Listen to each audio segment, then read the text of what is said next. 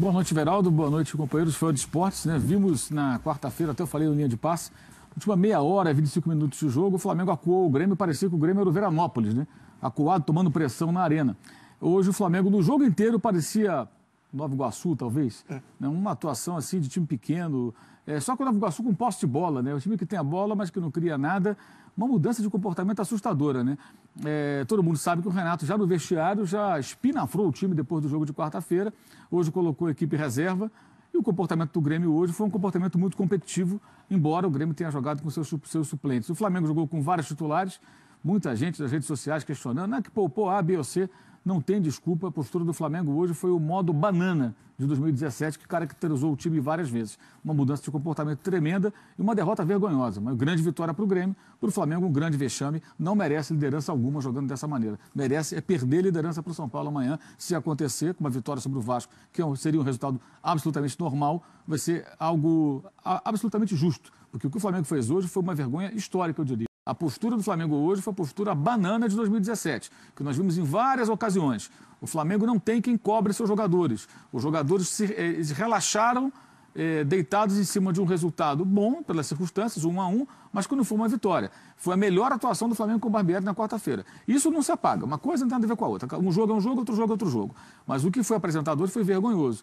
O Grêmio, por sua vez, tirou proveito de um adversário indolente, venceu o jogo com autoridade, ganhou uma autoestima recuperou a sua autoestima com as reservas, porque na quarta-feira saiu com a moral meio baixa por conta de ter sido dominado em casa e cedido o empate, né, e podia ter tomado mais gols. Né, e o Renato sai fortalecido, porque chamou a atenção dos titulares veementemente depois da partida, certamente deve ter conversado com o grupo inteiro entre um jogo e outro, colocou o time B, e o time B foi lá e resolveu a parada ganhando por 2-0, poderia ter sido demais. Então, o problema mudou rapidamente de lado. Se o Grêmio tinha problemas por conta do que aconteceu na quarta, hoje ele está todo no Flamengo e muito mais intenso. A questão é, quem é que vai apertar esses parafusos? Isso é uma coisa que eu tenho falado há muito tempo. Eu não questiono a capacidade técnica do jovem treinador do Flamengo. 36 anos, já mostrou que ele consegue armar uma equipe. Mas quem é o cara com moral, com tamanho, para chegar agora e fazer o que fez o Renato no final de semana? É por isso que no Brasil tanto se procura técnicos medalhões, técnicos cascudos. Porque é o técnico que tem que fazer esse papel. Os dirigentes são frouxos.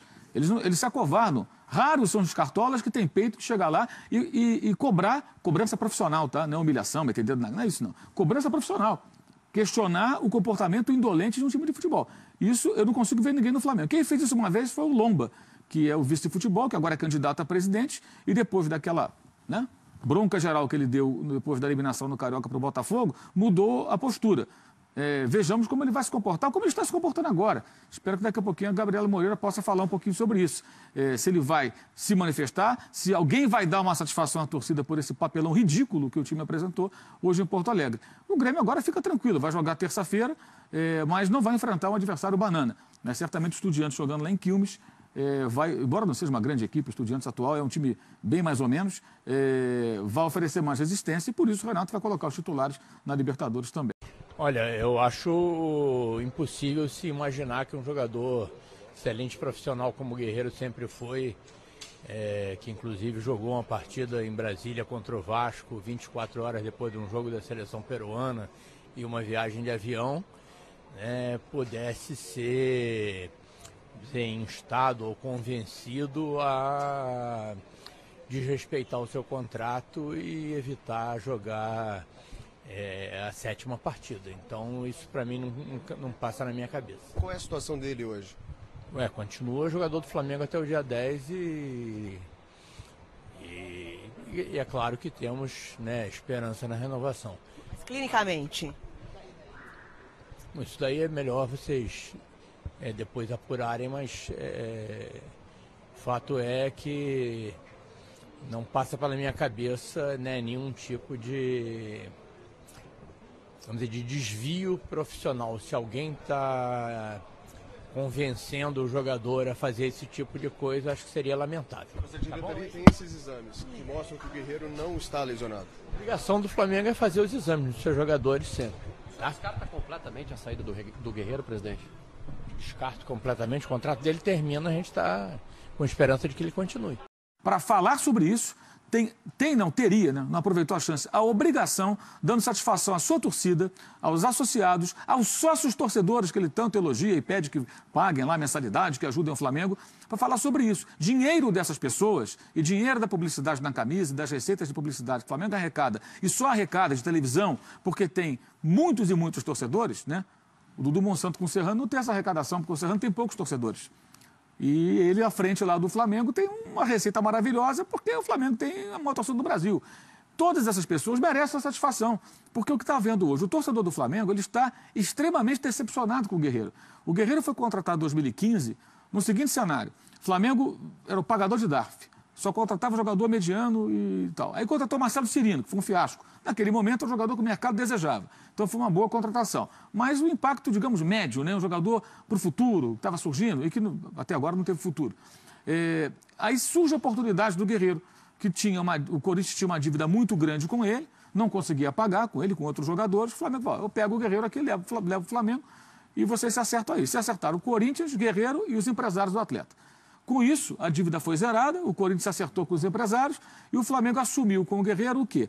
Um salário e o que seria um aluguel do passe. O que seria o que o Flamengo pagaria de multa ao Corinthians se o Corinthians tivesse as contas em dia e cedesse mediante o pagamento de multa parcelada. Por isso o Guerreiro ganha tão bem. O salário ele recebia e recebia uma grana que seria, caso o Corinthians estivesse em dia, o pagamento mensal de parcelas da multa rescisória. Então, fez um salário poupudo. Veio a custo zero por direito econômico. Exato. Não teve, então, estava tudo embutido. E ficou tudo para ele por quê? Porque o Corinthians devia a ele. Assim, ele pôde recuperar parte, ou a totalidade do dinheiro que o Corinthians tinha que pagar a ele, que era muita grana, né? E ele já forçava a barra para sair, pedindo ao Corinthians muita grana, porque ele sabia que ele não ia renovar, que ele não tinha saída. Foi uma saída boa para todo mundo. E qual foi a importância do Guerreiro? Para a autoestima do torcedor. Na época, deu retorno financeiro, técnico. Maracanã encheu algumas vezes para que ele fosse... a torcida queria vê-lo. Então, deu renda boa, sócio-torcedor cresceu. Tudo isso foi bom no primeiro momento. Mas o final dele no Flamengo é muito ruim.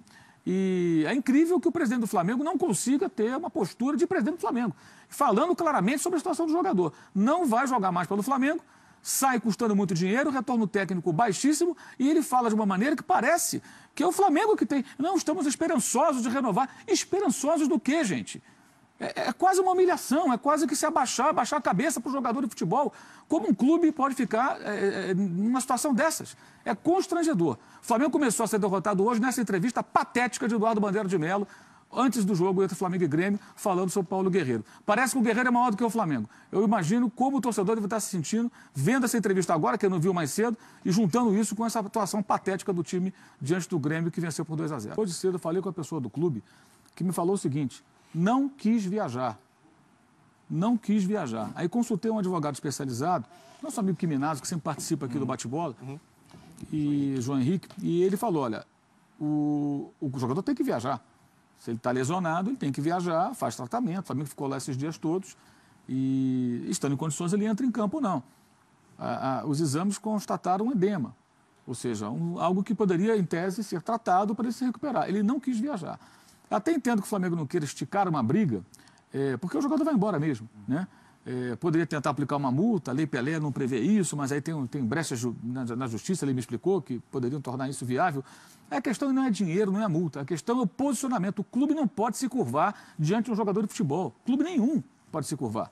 E o que o Guerreiro faz nesse final de trajetória dele no Flamengo é um esforço enorme para sair pela porta dos fundos. E o Flamengo não se posiciona, falta altivez, falta coragem para enfrentar o jogador, como o presidente do Flamengo faz quando, por exemplo, proíbe que vice-presidente tenha entrevista para mim, porque não gosta das minhas críticas. Quando proibiu o nosso colega do Extra, o Diogo Dantas, de fazer perguntas em coletivas no Ninho do Urubu, porque o jornal em que ele trabalha, o Extra, fez uma capa, infeliz, é verdade, envolvendo o goleiro Alex Muralha.